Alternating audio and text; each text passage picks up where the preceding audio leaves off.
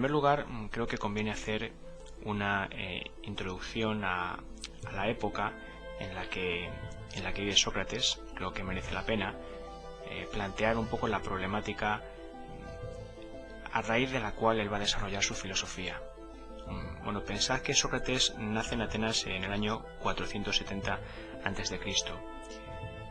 Estamos en una época en la que, bueno, pues la filosofía como tal, como saber, es relativamente reciente.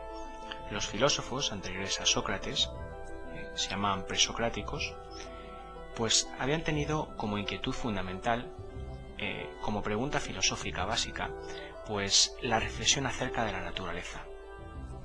Recordemos que la pregunta con la que empieza la filosofía es la pregunta por el arjé de la physis, por el principio de la naturaleza, es decir, cuál es esa sustancia, o si queréis, esa esencia, que es el origen de todo, que ha dado lugar a todo lo que existe. Recordemos que la filosofía surgió como paso del mito al logos, es decir, intentando responder a preguntas fundamentales para el ser humano, pero no de manera mítica, sino mediante razones, en base a argumentos racionales. Los griegos, los primeros filósofos griegos, se vieron sorprendidos por lo que tenían delante, por la inmensidad del mundo que les rodeaba, y sobre ese mundo empezaron a hacerse preguntas, fundamentalmente acerca de la realidad de las cosas, de lo que las cosas realmente eran. Recordad la pregunta por la esencia de las cosas. Cuando los filósofos intentan llevar esa pregunta hasta sus últimas consecuencias, pues se preguntan por el origen de todo, por el origen de esa sustancia o esencia que ha dado lugar a todo lo que existe. Esa es la pregunta, repito, por el arjé de la physis. A esta pregunta se responde de múltiples maneras.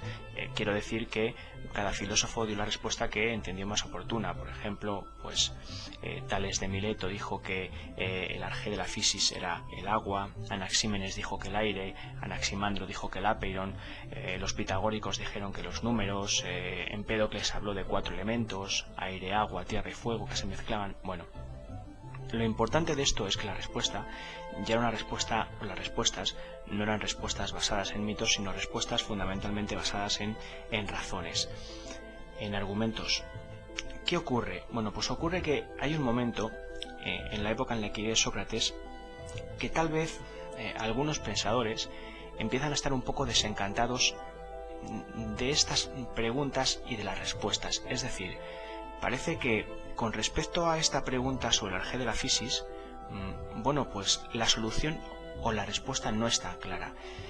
¿Por qué no está clara? Bueno, pues pensad, entre los filósofos monistas que decían que había un arjé, pues encontramos que había quien decía que era el aire, el agua, el apeiron, que es lo indefinido. Había otros filósofos que eran dualistas, otros que hablaban de 4 elementos, Demócrito hablaba de los átomos, Anaxágoras hablaba de semillas o homeomerías. Bueno, Parménides, por ejemplo, decía que el ser era inmutable, que no cambiaba. Heráclito decía todo lo contrario, que está en constante cambio. Es decir, que cada uno da una respuesta distinta y no hay, digamos, bueno, pues no solo unanimidad, sino muchas veces ni siquiera acuerdo. Esto es lo que provoca entre algunos pensadores, repito, de la época en la que Sócrates desarrolla su actividad, es un cierto desencanto por esas cuestiones. Con lo cual, y como consecuencia, los temas propios de la filosofía, la temática de la filosofía, se vuelve hacia el hombre. Ocurre que la filosofía deja un poco de preguntarse por estas cuestiones relacionadas con la naturaleza y las temáticas o las cuestiones propiamente filosóficas empiezan a, digamos, tener el hombre como punto de referencia fundamental. ¿A qué filósofos me estoy refiriendo cuando hablo de filósofos contemporáneos de Sócrates? Bueno, pues me refiero a los sofistas. Sócrates y los sofistas son contemporáneos y tienen el mérito de haber trasladado el objeto de reflexión filosófica de la naturaleza al ser humano. Eso es una cuestión muy importante. Sócrates tenía tanto en común con los sofistas, bueno, tenía mucho en común, y digo que tenía tanto en común que mucha gente le confundía con un sofista, y sin embargo no lo era. Trataremos en este archivo de explicar por qué no lo era. Pero es cierto que tanto los sofistas como Sócrates, estaba diciendo, comparten un interés por las cuestiones relacionadas con el hombre y básicamente pues desde un punto de vista filosófico, y nos referimos en ese sentido pues a problemas políticos, morales, muy relacionados, por cierto, con el problema del lenguaje, como vamos a tratar de explicar ahora. Bueno, decíamos que Sócrates se parecía o tenía mucho en común con los sofistas. Estamos diciendo un poco qué es lo que tenía en común, este interés por plantear desde el punto de vista filosófico cuestiones relacionadas con el ser humano, cuestiones fundamentalmente, por tanto, políticas y morales. Bien, pero ¿por qué Sócrates no era un sofista? Bueno, hay tres aspectos fundamentales que delimitan la labor filosófica de Sócrates y que pues lo separan claramente del pensamiento sofista. ¿Cuáles son esos tres aspectos, esos tres factores, si queréis, que diferencian claramente a Sócrates de los sofistas? Bien, el primero es que Sócrates no cobraba por sus enseñanzas. Los sofistas se lo hacían. Se ganaban la vida de esa manera. Tenían un sistema de enseñanza relativamente bien trabajado y bueno, pues iban de un lugar a otro buscando personas a las que ofertar esos conocimientos y que pudieran pagar por los mismos. Sócrates jamás cobró por enseñar. Segunda cuestión en la que Sócrates se diferencia de los sofistas. Bueno, pues en que adopta un método totalmente distinto. El método de enseñanza de Sócrates y de los sofistas es radicalmente diferente. Bueno, ¿por qué? Los sofistas tenían por costumbre pues pronunciar largos discursos cuando enseñaban y además utilizar textos de poetas o escritores antiguos. Sócrates no estaba de acuerdo con ninguna de estas dos formas de enseñar. En primer lugar, pensaba que los discursos largos no eran adecuados, porque no permitían interrumpir a la persona que estaba exponiendo y no se podían tratar las cuestiones en el momento oportuno. Esto, de alguna forma, le daba demasiada rigidez a la enseñanza para él. Le quitaba un dinamismo que era fundamental. Así pues, no estaba de acuerdo en que se leyeran o se pronunciaran grandes discursos. Al mismo tiempo, no le satisfacía la utilización de textos de autores antiguos porque pensaba que realmente no podíamos consultarles en el caso de que tuviéramos alguna duda. Y para él esto no era una buena forma de enseñar. Sócrates pensaba que la mejor forma de enseñar era el diálogo. El diálogo constante entre maestro y discípulo. Por eso se oponía a la forma de enseñar de los sofistas. Y en tercer lugar, recordad que llevamos dos razones por las que Sócrates se oponía a los sofistas o se diferenciaba de ellos. En primer lugar, no cobra por sus enseñanzas. En segundo lugar, adopta un método totalmente distinto. Pues la tercera razón es que a esas cuestiones político-morales que hemos dicho que planteaban tanto unos como otros, pues Sócrates le da una solución diferente, una solución nueva. Es decir, que su respuesta a los problemas éticos y morales, incluso políticos, es radicalmente distinta a la respuesta que dan los sofistas. Bien, desarrollar un poco estos tres puntos, sobre todo los dos últimos, es lo que nos va a dar pues un conocimiento más o menos básico del pensamiento de Sócrates. El primer punto parece bastante claro, ya os lo he explicado. Sócrates no cobra por enseñar. Los sofistas se desplazaban de un lugar a otro buscando gente a la que ofertar ese tipo de conocimientos, muy interesantes para la época, porque los conocimientos que ofertaban los sofistas eran conocimientos de política, de derecho, de moral, también retórica, es decir, saber expresarse en público, saber hablar bien. Y esto era muy interesante porque en una sociedad en la que un sistema político muy importante era la democracia, si tú sabías expresarte, si tenías una retórica, una forma de hablar, un discurso que fuera capaz de convencer, pues podías llegar a puestos importantes en política y por tanto ese conocimiento que los sofistas ofertaban pues era demandado y tenía sus clientes y pues así se ganaban la vida ellos, cobrando por esas enseñanzas. Sócrates no cobraba por enseñar, su objetivo era otro. Como vais a ver, su objetivo no era enseñar ni siquiera a hablar, ni que se manejara muy bien el lenguaje como arma de convencimiento. Sócrates tenía otros objetivos, que era buscar la verdad, enseñar a los discípulos a buscar o a transitar ese camino que nos iba a dar el conocimiento de la verdad, y por tanto para Sócrates el lenguaje no tenía que ser arma de convencimiento sino arma de conocimiento sobre todo. Así pues, Sócrates no cobra por enseñar. Segundo asunto, el método de Sócrates hemos dicho que es un método radicalmente distinto, porque ni cree que sean buenos los discursos largos, ni tampoco la lectura de autores antiguos. Para él lo fundamental es el diálogo. Bueno, y ese diálogo, para Sócrates, consta de dos momentos fundamentales.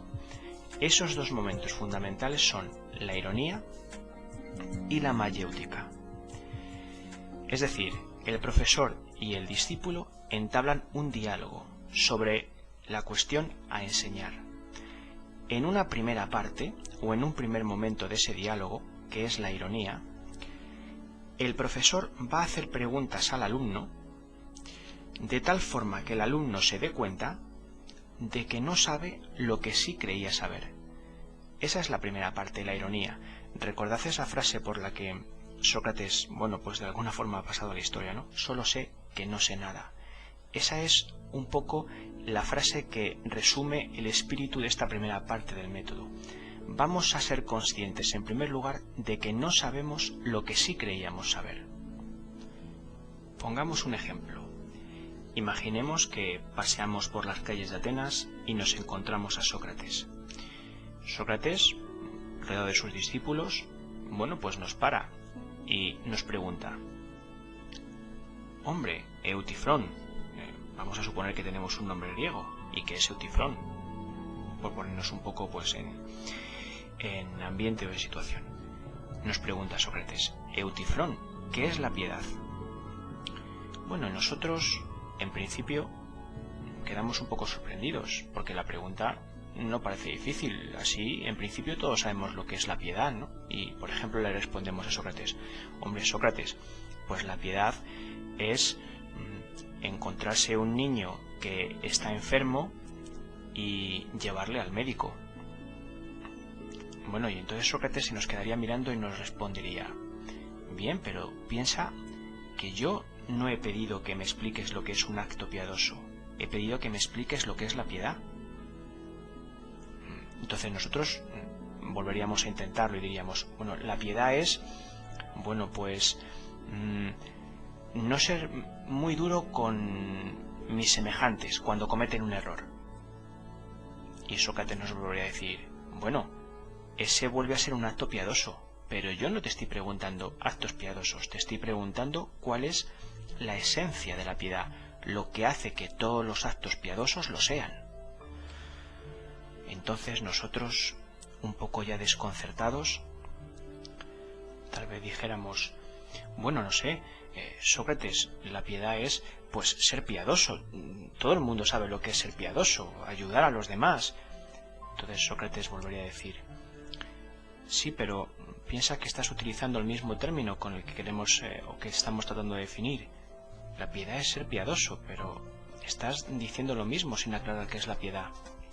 Entonces nosotros, un poco desconcertados, pareceríamos reconocer que al final no sabemos algo que sí pensábamos saber, que es la piedad. No hemos podido definirlo. Esa es la ironía, la primera parte del método. Preguntar hasta que el alumno o el discípulo se dé cuenta de que no sabe lo que sí creía saber. La segunda parte del método es la mayéutica. La mayéutica consistía en hacer preguntas al alumno, seguir haciendo preguntas, pero de tal forma que éste encuentre ahora la respuesta a las preguntas que estamos buscando. Es como sacar de dentro lo que el alumno tiene, ayudarle a sacar de dentro lo que tiene, esa respuesta. Sócrates decía que, bueno, su arte era un poco como el de su madre.